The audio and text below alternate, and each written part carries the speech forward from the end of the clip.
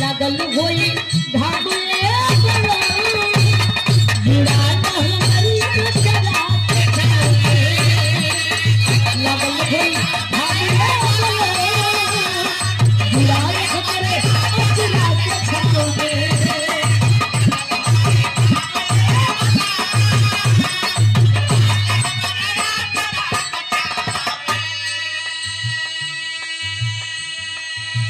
हरी तो पहाड़िया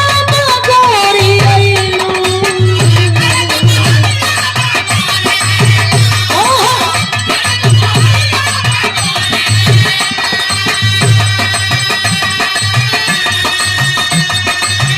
मस्त माया धनिया तू उठैलू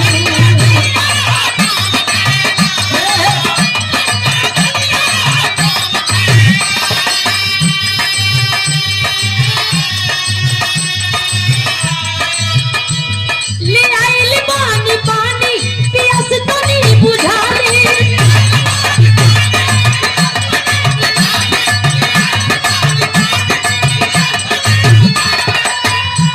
अरे आई बैठी नैया के नाव में लगल होई घाटे बलम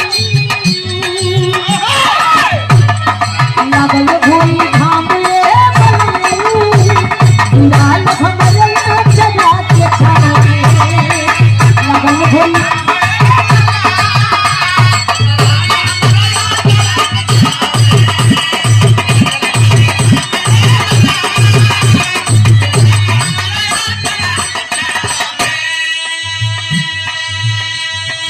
और ये सम्मान भरा पुरस्कार हमारे